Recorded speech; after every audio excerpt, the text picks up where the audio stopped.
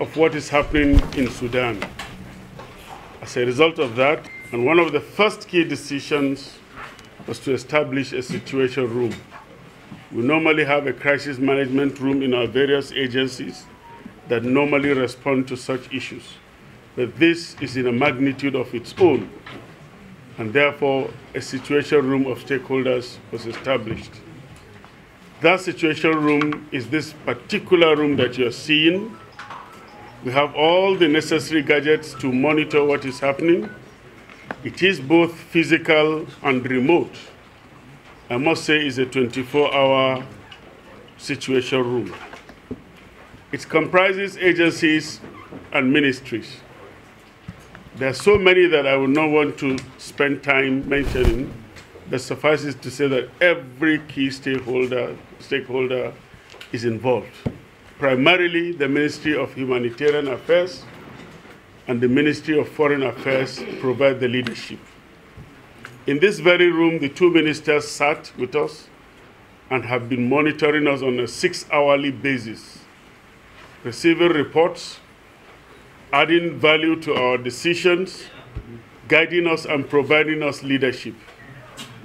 At the end of the day, they have also been receiving briefings that they forward to senior quarters in the country.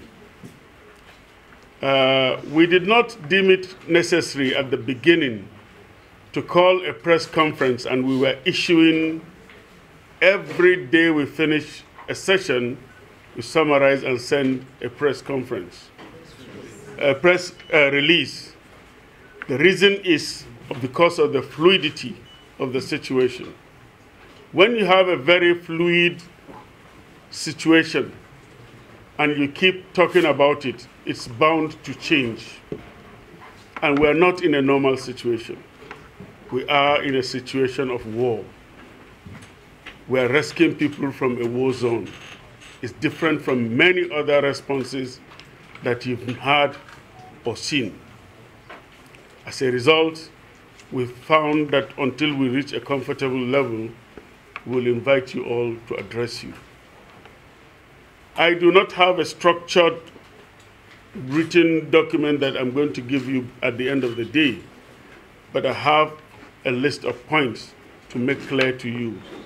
And at the end of the day, I'm ready to receive questions on behalf of the two ministers and on behalf of this committee. First of all, let me give you a situation report.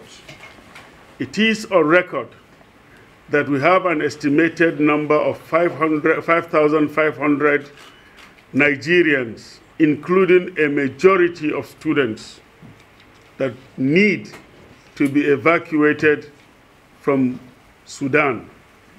And most of them need to be evacuated from a particular spot, and that is Khartoum. We have other locations where universities, Nigerian students are in various universities across that country. So it's not just Khartoum, but the one that is receiving attention is Khartoum.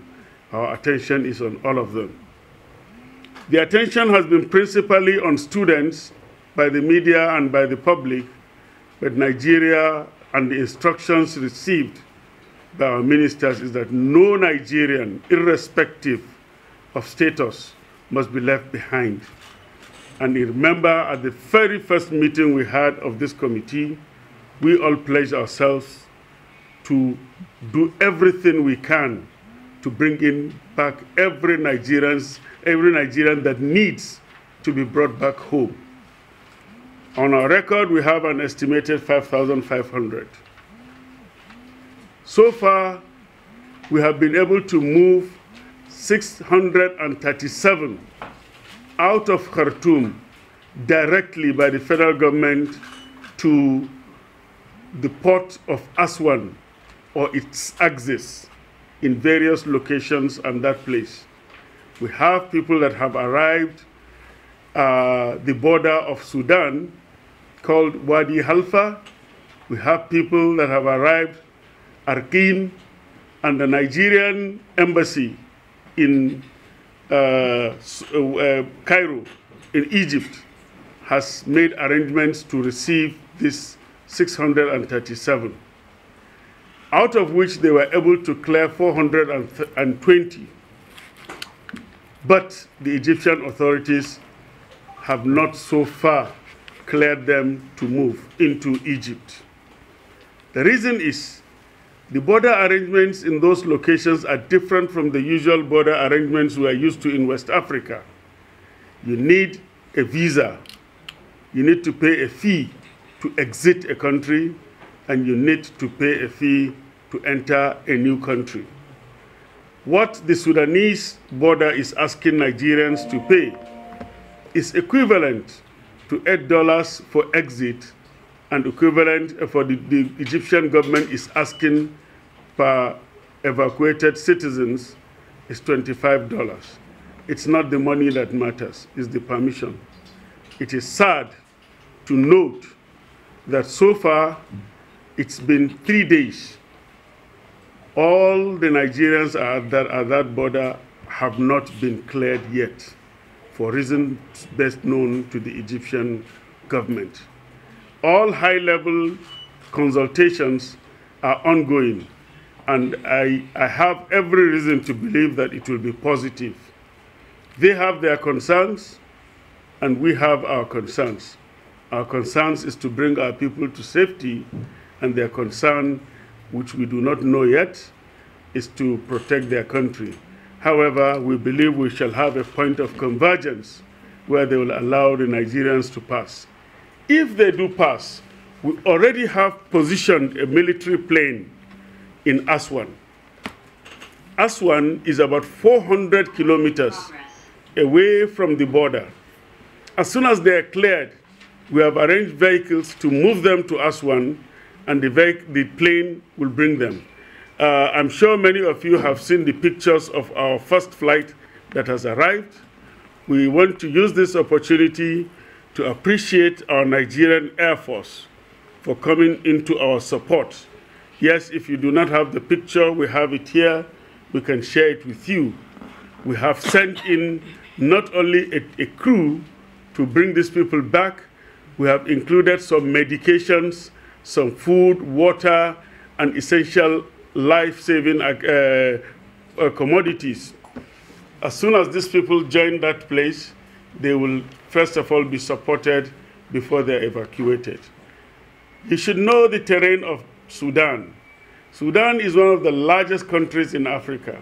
It has a very expansive border that covers about 8 additional countries. Passing through those borders is extremely difficult. No matter how big it looks, it's a very difficult procedure. So we are working with whatever authorities are concerned to make sure that these people are evacuated. We are tracking every Nigerian that is in those locations. We are aware of the pains and the difficulties that people are facing. However, we are appealing to the public, especially those directly involved, the students and the Nigerians that are in Khartoum trying to be evacuated, and the parents and relatives of those Nigerians that are trying to be evacuated, to remain calm and exercise patience. Some negative discussions, some negative publicity can be very harmful, and there is a limit to what we can say we are doing, because some of it borders on security. Some of it borders on even heavier implications, and that is why we are very mindful of what to say and how to say it. But we know wherever they are, we know the categories of people that are in various locations, and believe me, it's not just the border of Egypt, Nigeria. We have people that have arrived in towns across. We track them, we speak with them, we speak with the local leadership. I will give you examples of states that we have spoken with our people that are in those locations.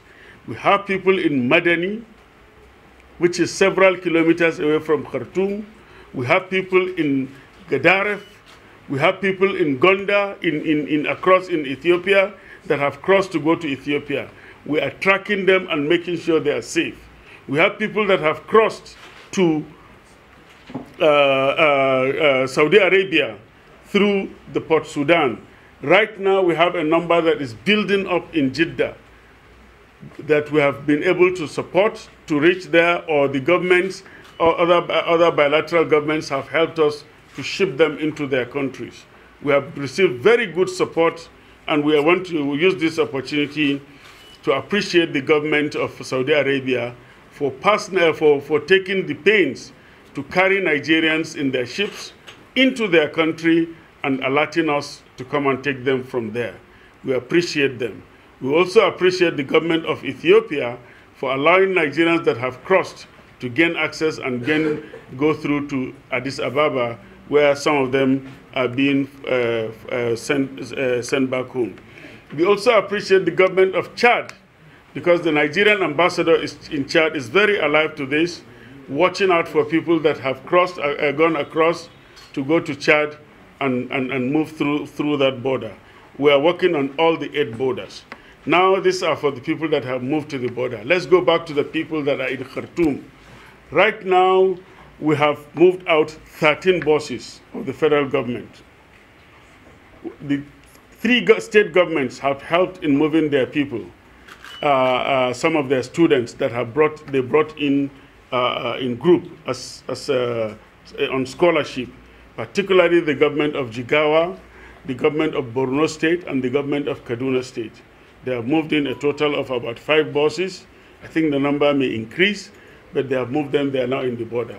Whoever has moved them, they continue to remain the concern and care under the care of the federal government, and they are part of the number we are factoring in, and we are supporting them. We are aware that some people are still facing difficulties in locations. It is not because of inability to plan, and it is not because of inability to get them through, but because that is the situation in Khartoum, in Sudan. If you leave Khartoum, it's not like in Nigeria, whether in 1 hour, in 1 day, you arrive at your destination. In some locations, you travel for a whole day. The next thing is the difficulties we are facing in Aswan. Our plane is there now in Aswan, waiting to receive these people, but they have not been able to move them from the borders into Aswan. So clearly there is a difficulty, but that is a difficulty that our principals are trying to resolve. I must say that our principals, the ministers, even the SGF, the NSO, NSA, and even Mr. President have been following up on a daily basis, listening to the performance of this committee, finding out how they can help us and also support us to achieve our goal. We have also sought the support of other international agencies to help us, and they have been very kind with information. The help may not necessarily be physical evacuation, but the information has been useful on how we can move things forward. We are in good partnership with bilateral governments to support our work. And also our team, when we finally bring in these Nigerians back home, is ready for a ground reception. As you can see, the director, the Honorable Commissioner of the High Refugees Commission is here with us. She is ready with her team to receive them here in Abuja. We have decided to centralize the reception depending on certain factors. This is the normal plan. But in war situation, the plan must be flexible enough to accommodate any challenges or any new developments. So far, so good. That is where we are. Because of what we are doing, we have received requests from some neighboring countries to support them in evacuating their citizens. And the numbers are very small. We have requested our principals, the ministries, especially Ministry of Foreign Affairs, and we have an express approval that when we are evacuating those numbers, we should not ignore our neighbors in the spirit of good neighborliness. Other possibilities of making sure that we have alternate routes have also been explored. It's not just either Aswan or Port Sudan that we are considering. Whichever port is becoming more available, we have made our options open, that we are making concrete arrangements for the one that where we are now, and that is Aswan and now potentially Port Sudan.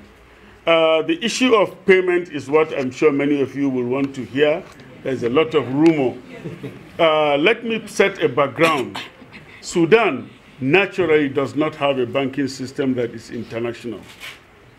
So you don't transfer money from Nigeria to Sudan or from anywhere in the world to Sudan. They rely heavily on the issue of money transfer. They rely heavily on whom you know and whom you can trust and who can vouch in for you to do so. When we received this, when we started this work, we now arrange with the people of Sudan, the relevant agencies through our mission, through our contacts. And let me ask you a question. If in Nigeria you say you are giving somebody deposit for an assignment, what does it mean? It means you calculate the total sum and give a percentage, and when this